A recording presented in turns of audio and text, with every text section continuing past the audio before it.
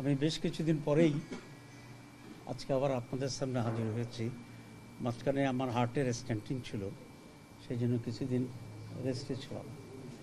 তো আপনারা দেখেছেন যাওয়ার সময় যে ইউরোপীয় ইউনিয়নের একটি হাই লেভেল ডেলিগেশন আজকে আপনি জামাতের সাথে সাক্ষাৎ করতে আসছেন, এবং সেখানে ইউরোপীয় ইউনিয়নের ডেপুটি চিফ যিনি ছিলেন তিনি এটাকে লিড করেছেন, এবং বাংলাদেশি ইউরোপীয় ইউনিয়নের যিনি অ্যাম্বাসেডর তিনিও এখানে উপস্থিত ছিলেন।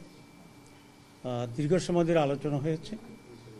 আলোচনার মূল কনসেন্ট্রেশন ছিল আগামী নির্বাচন, তারপর অবজারভার পাঠানোর যে বিষয়টি, এবং একটা এগ্রিমেন্ট করা বাংলাদেশ এবং ইউরোপীয় ইউনিয়নের সাথে, রোহিঙ্গা ইস্যু, এই সব কিছু মিলেই আলোচনা হয়েছে।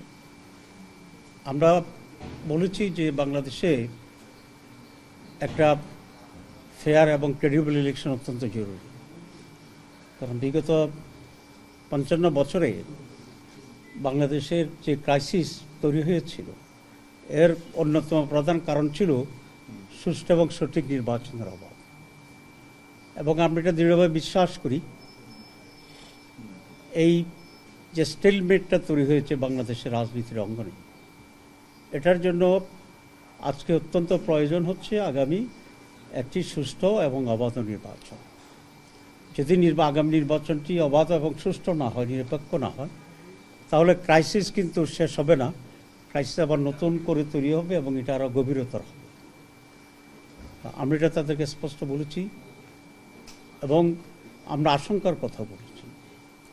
গত ১-২ সপ্তাহ ধরে বাংলাদেশে সরকার এবং আমাদের ল এনফোর্সিং অথরিটি যারা আছে, ইনক্লুডিং সেনাবাহিনী, যেভাবে একটি বিশেষ দলের প্রতি ঝুঁকে পড়েছে এবং প্রশাসন যেভাবে একটা দলের আনুগত্য দেখাচ্ছে, এতেই আশঙ্কা তৈরি হয়েছে যে আগামী নির্বাচনটি কি আবার পাতানো নির্বাচন হবে কিনা, অতীতের নির্বাচনগুলোর মতো। আমরা মনে করি এর ধরনের পাতানো নির্বাচন বাংলাদেশকে ধ্বংসের দিকে নিয়ে যাবে। আমরা ইলেকশন কমিশন, গভর্নমেন্ট এবং অল আদার ইনভলভড অথরিটির কাছে আবেদন করি তারা যেন একই এ ব্যাপারে নিরপেক্ষ হয় এবং বাংলাদেশকে সেভ করার জন্য তারা ভূমিকা পালন করে।